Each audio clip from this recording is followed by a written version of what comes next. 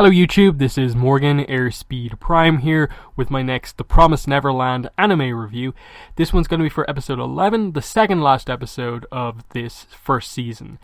And this was another really good episode. Obviously this is a very exciting one because all of a sudden they just decide to activate the plan. It's happening, and almost before you realize it, you realize that the escape is basically succeeded by the end of this episode. There's still bits and pieces of it that need to be explained, like how they get over the cliffside and so on, but it was really impressive what this episode managed to do, because it spent the first 8-9 minutes just on one scene with Emma and Ray talking, and how it managed to go from there to suddenly no, this isn't how it seems. This happened, and this happened, and this happened. Let's show you it. Let's explain all of this stuff that's been happening in the background that we haven't shown you in the kind of time skip that's happened with the 2 months. And they did that in a very interesting way by basically having us, in a way, know just as much about what's going on as Ray did. In that Ray is put in this very interesting position by the end of the episode where he's just in this kind of dazed kind of mode, just going along with the plan that Norman made all those months ago, that he knew what Ray was going to do and countered it here, and it's his plan that's suddenly being executed now, that's succeeding. And he saves Ray, and I suppose leaves 2 of the 3 main characters alive instead of 1 if Ray had been allowed to succeed. But yeah, just overall what this episode did, super impressive and kind of shocking as well. I obviously knew what was going to happen because I read the manga up to this point, and a bit past it as well. But still, even watching in the anime and just seeing how it flows, it's really impressive just how quickly it's boom, and we're escaping all of a sudden.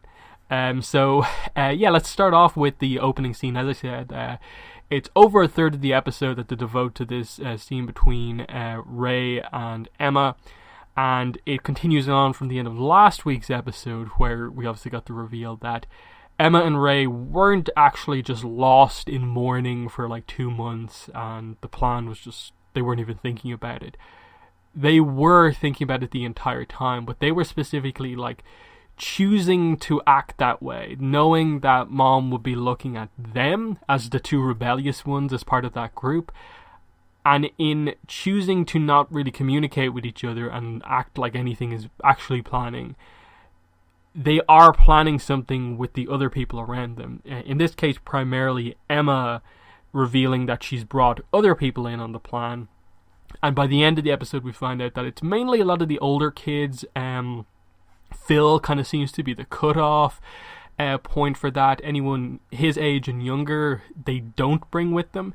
So that's one of the things that needs to be explained going into the next week's episode, is obviously how Emma goes from always wanting to bring everyone along to suddenly realizing that, as kind of Ray has been talking about for a while now, the logical thing is that they can only bring the older kids along, given what they'll have to do on the outside, and especially what they've been, I suppose, mainly bringing up is especially the young kids, the babies.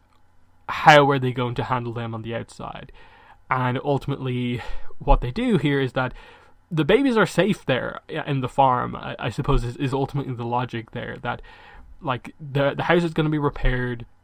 Mom is still going to have to deal with the kids that she has there to try and raise them to be good merchandised. So they've got time. They'll escape, they'll avoid the older kid being shipped out, and account for the fact that they know that they've, I suppose, only left kids of a certain age range when they know that it's only at a certain point, when they get to a certain age, that they are shipped out, like someone like Connie. So they know they've got time to deal with this now, and I suppose that's going to be the logic that's explained for why they've left this so long. So, the result of this, obviously, is that Ray decides that, okay, that part of the plan is great, you've organized all the supplies and so on, but how are you actually going to, distract Mom Isabella from actually, immediately stopping this from happening? because Emma, I think, initially was like, oh yeah, we'll just do it in the middle of the day tomorrow or something like that. So Ray decides that he'll come up with the distraction plan, and that is to light the house on fire. And then the really shocking point is that when he reveals that he's going to light himself on fire as well. And I thought this was an interesting decision here from him, because he is in a sort of different position than everyone else, and it's interesting to have the two perspectives of, obviously, we get the Emma slapping Ray for basically doing this, and Norman being aware that Ray would do this. But those two aren't in, I suppose, Emma isn't in Ray's position, where the escape having to happen here is directly, in a way, because he is about to be shipped out on his birthday. So he is coming at this from a perspective of, like, he knows that he can either help everyone else to escape and accept his death, like Norman did, or the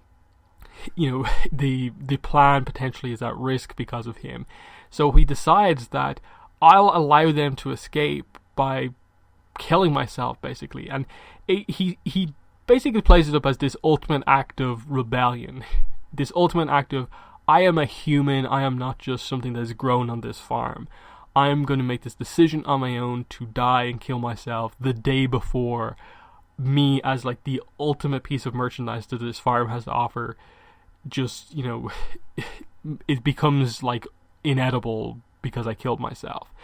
In terms of that just act of rebellion, I think it's understandable on Ray's part, because he is like that close to actually being shipped out, and because he's known for the longest, I think there's a level of understanding in it as well. And that's why I suppose the idealism of Emma coming into play here with the sort of logic of Norman, because she's continuing on his plan. That's what makes, I suppose, Ray's kind of dazed reaction once he's just a part of the escape plan all the more impressive, in that it's this kind of contrast between him willing to kill himself and how clever the plan ended up being. And I suppose Norman, once again sort of like outwitting, kind of being the smarter one than Ray, even though it's this plan executed almost from the grave by Norman. So I thought that was really well done, and even though it was a very long scene between them, it worked really well. And ending it with the idea that he's literally lit the match, he's dropped it, and then you cut away, and then what we basically see next is just the fire happening, and it's Emma on the ground screaming for Ray. And if you don't know what happens next, you just think that what you've been led to believe has just happens. But then it suddenly turned from being this really tragic thing, but the execution of a very good plan, to being they've nailed this plan completely and it's working out exactly as we'd hoped, in that it's revealed, of course, that Emma catches the match, informs Ray of all this extra stuff, that like more of the kids are involved, you're just being an idiot, this is part of Norman's plan, you have to survive as well. And it's fantastic because, of course, you get the slap at this point as well, and I thought that was well done. I think it was better done here than in the manga. In the manga, it's very much played for comedy, in that like it's borderline, they kind of have chibi faces and weird, like really, really over exaggerated anime expressions, and it's just a small panel of the slap happening. Whereas here they play up, I suppose, the seriousness of it, of just Emma sort of knocking sense into Ray, of just like, Norman died for this, you are not dying too, everyone possible is getting out here. So, that was really well done, and it was just, I think, really impressive how the anime did the gradual realization from Isabella as to what was happening, and the plan just unfolding all of a sudden, of just, her looking at her tracker and seeing Ray's in there, and then going outside, and then suddenly there's Emma's ear in a bucket, and suddenly you realize that, yeah, Crone did talk about, I suppose, teaching them how to perform this thing to kind of get rid of the trackers, and so Emma's done that. Have they done that with Ray? And that's when they choose to reveal the whole thing, that, Ray didn't actually set himself on fire. But the other kids made it look like he was set on fire because they left his clothes there. They gave him the change of clothes into the shoes and so on. And they just set a bunch of like him, meat, and some hair on fire to make it smell and look like he actually has burned up in a fire. And it completely convinces Isabella, because she's on edge, because immediately, like, the fire extinguisher doesn't do enough, the sprinklers aren't working, and she's just thinking, is this just an act of rebellion from Ray the day before he's due to be shipped out?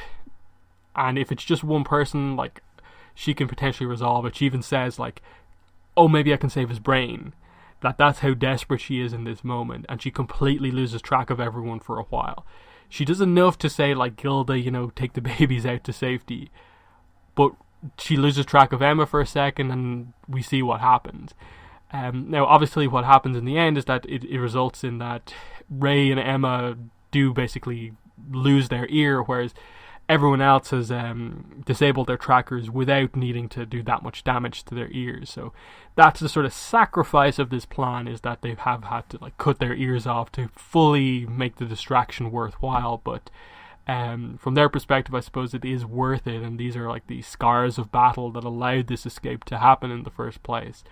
And I suppose for Ray and Emma, does that really mean all that much, considering that like Norman gave his life to make the escape attempt happen? But yeah, even when they're like outside, it's really impressive again that they, you have Ray in his daze, just like, what's happening here? How does everyone know about the plan? And we go back and explain that as far back as Crone getting involved in everything, they were incorporating the other kids into knowing the truth about the farm and getting involved in on the escape plan. And eventually they have enough people here to where this plan is running really well, because, as I said before, Isabella's only looking at Emma and Ray, yet here's Don and Gilda sort of running the show, like, without the eyes of Mom watching them. And then they brought the other kids in on it as well. And suddenly there's so many people doing things because she is just too focused on the two people who aren't actually doing anything, and they're choosing to do that on purpose to distract her. So that I thought was really well done. And even by the end, like, we don't see the full escape happen. Like, they're just about to get up on the wall, and this is the section of the escape that we're not entirely sure about. Like, are they going to go around to the bridge and escape that way, or are they going to find some way to get over the big chasm between the wall and the land, basically? That's going to be the most telling part, in addition to, I suppose, the reasoning in the show, not just me assuming what the reasoning is, behind why Emma has all of a sudden decided that, okay, going with only the older kids is the best way to go about it. Because it is a shocking moment, because you think everything has worked out perfectly. The plan has gone off without a hitch. They've just escaped completely. Mom has been distracted, and suddenly, like, Ray's just like, wait, is this everyone? And then they cut back to Isabella back at the house, thinking that everyone's gone. And all of a sudden, Phil comes up and is just like, huh? What's going on? But I don't think I'd be shocked if anyone takes this as any sort of a, like, oh, have some kids, like, betrayed the escape plan and, like, stayed behind in some way. I don't really see that at all in terms of interpretation. Like, I get I'm coming at it from the perspective of already knowing what's happened, but even when I got to this part in the manga, because I think this is an end of volume of the manga reveal, the thing of Phil revealing that he's still there, more or less revealing that other kids are still there as well, that it has been only the older kids who've escaped. I still didn't take it as any sort of one of the kids is a traitor type thing, and more of a, oh, so somehow Emma has changed her mind about the logic of bringing everyone along, in that, how are they going to deal with the babies, the kids who can't even walk, while also trying to get them over like a cliff and stuff like that? It didn't fit, and it's the idealism that, the one negative, I suppose, to Emma's idealism here is it's a good idea, but Ray is right about this. And I suppose we have to wait and get to see what exactly the details are on that. And then, yeah, we did have other things, like they brought in the whole fact that Norman gave Don and Gilda the note with the full plan plus the pen and the key mold, and they executed that portion of the plan to block off entrance into that room so Isabella couldn't actually send messages back to the headquarters. So the plan just worked on all counts. Obviously, what exactly happens to the house now? It's burning. Will it just completely burn to the ground, or what? What's going to happen to the rest of the kids back at the farm? But like I said, with the whole age range thing and the way they explained it right now, they have a certain amount of time where they can deal with just making sure their escape has worked and they're safe to a degree. Then they can work on potentially getting the others out. That they're like, this show has kind of in a way always been about like a countdown to a certain time. This character is getting shipped out. This character is getting shipped out. Now, it is kind of, can they sort of save the other kids who they couldn't get out immediately, in the year or two before they're old enough to potentially start to get shipped out. So that's another interesting thing. Plus the fact that them basically escaping now really changes the dynamic of the series, in that we're going to be focusing on the characters who have escaped. Maybe we'll cut back to Isabella every so often and what's happening on the farm, but for the most part, none of those kids have been overly developed. Phil, definitely of the younger group, has been the most used of the cast, but you know, the focus is going to be on Emma, Ray, Dawn, Gilda, and these other characters who have escaped and what they're dealing with on the outside. So it is going to be a very different series, going from sort of scheming in their rooms, you know, out in the forest, to actually, you know, just surviving day to day, depending on what life is actually like outside the walls. So next episode's going to be very fun, and I suppose whatever setup that they do for just teasing a potentially second season of the anime is going to be really fun. But they're my thoughts on this, in my opinion, excellent episode of the Promised Neverland. They did the jump into, we're in the finale, the escape is happening right now, really, really well. And I loved how they did I suppose just the timing of all the different reveals of the plot to Ray primarily, and just what happened. It was really exciting, and it's definitely a time I'd praise the anime for doing a lot of it really right. And reading the manga chapters again, they didn't really leave out anything overly important, I think, in these chapters, so that was a positive as well. So they're my thoughts on this episode. In the comments, let me know what your thoughts were on the episode, as well as what I had to say about it. But that's been the video. Thanks for watching, and bye.